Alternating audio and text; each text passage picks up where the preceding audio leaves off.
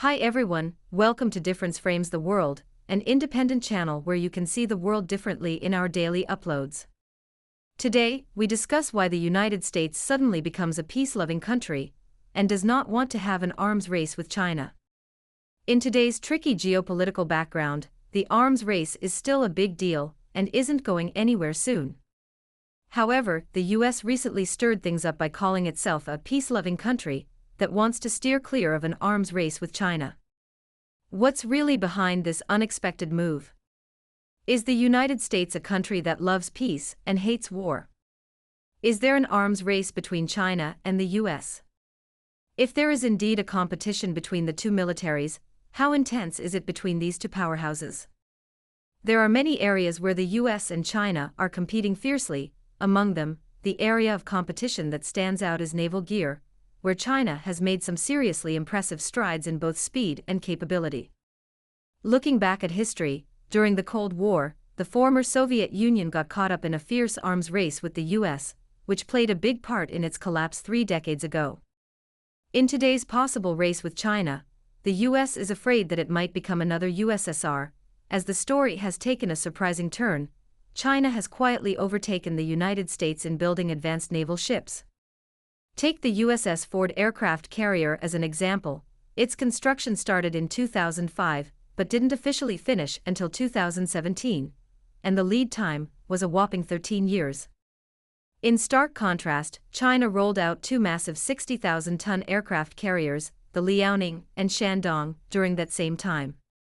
By 2024, China's newest ship, the Fujian, has finished 6 sea trials. This quick progress isn't just about ambition, it's also about some major leaps in shipbuilding tech. China's shipbuilding speed is 230 times faster than the US, as the Pentagon admitted. On the other hand, we've got America's second Ford-class carrier, the Kennedy, which kicked off construction in 2011 and is set to be commissioned in 2026 after almost 15 years of work. While the US deals with these long projects, China's first aircraft carrier with an electromagnetic catapult, the Fujian, will be ready for operation within 7 years from scratch. This quick pace shows China's growing capabilities, and even a 3-year-old baby knows what this means for future military strategies and balances.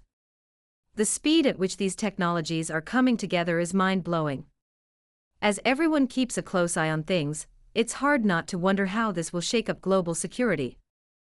America's recent remark about itself being a peace-loving country is hilarious when the 2025 military budget is hitting $895 billion. According to Western media outlets reports, China is building 2 100,000-ton aircraft carriers in 2 shipyards at the same time, marking a big shift in their military industry.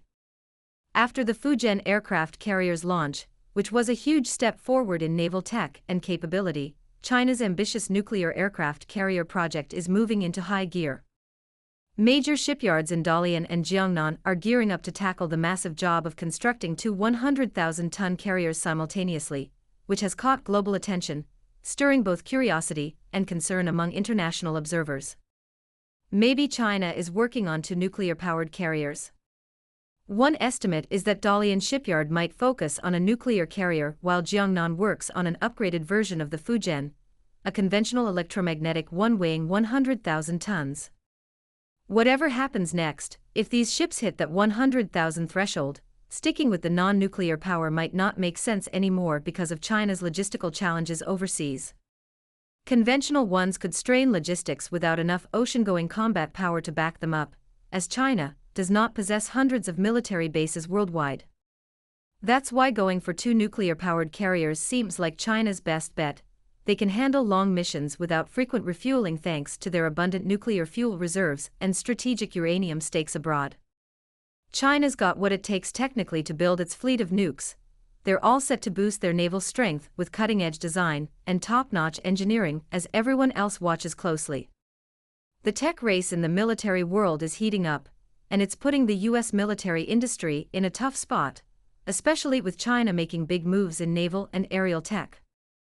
The US has always been at the forefront of military technology, but China's recent breakthroughs, like their 055 destroyer and 076 amphibious assault ship with cutting-edge features, are shaking things up.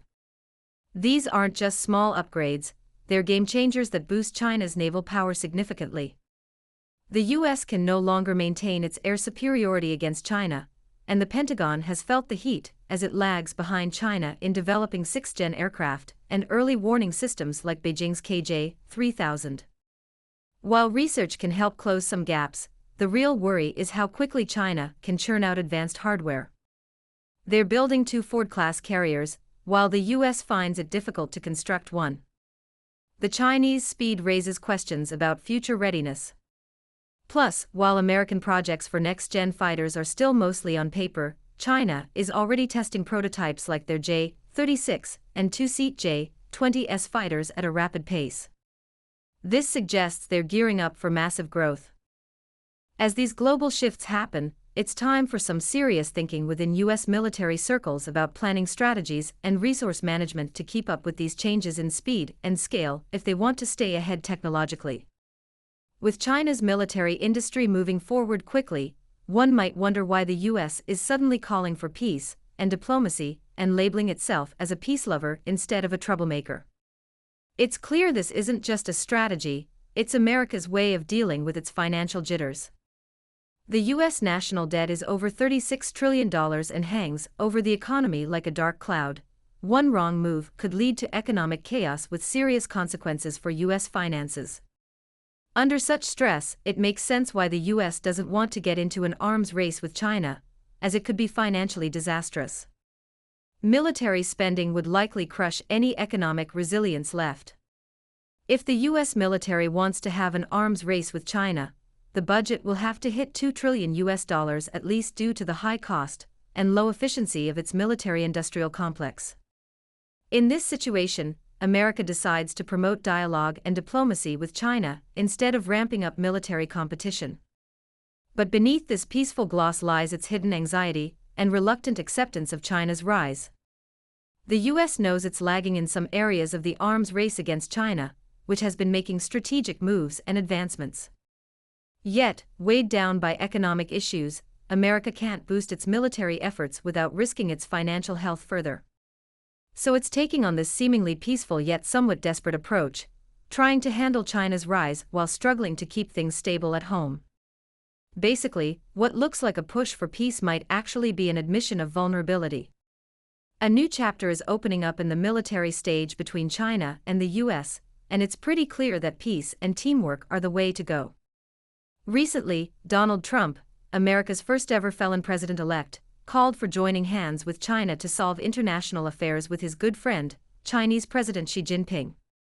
Looking back at how China and the US militaries have competed in the past, it's obvious that an arms race will not solve global problems.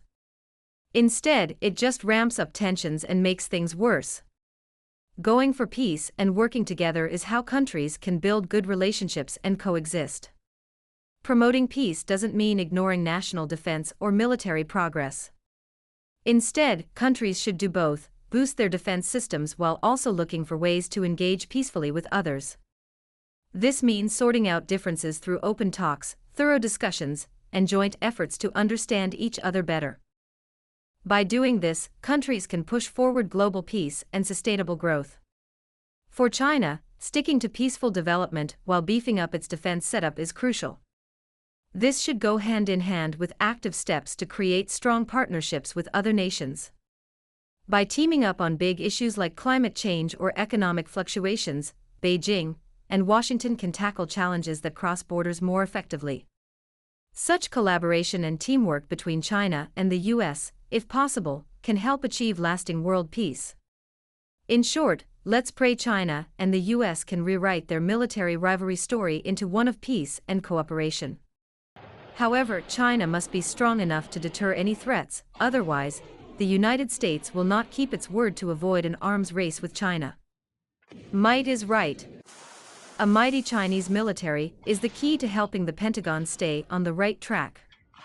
Please share your thoughts in the comments below, and don't forget to check out our other videos on global affairs for more insights into this complex and rapidly evolving landscape. We have included most of our videos in the playlist DFTW videos on the end screen for viewers who have not watched them. For those new to DFTW, please subscribe to our channel for our daily uploads. Like, forward and share our videos with your friends, helping DFTW become a club with 1 million, not 100,000 subscribers shortly. We have over 85,000 subs now, and we rely on you to grow it even bigger.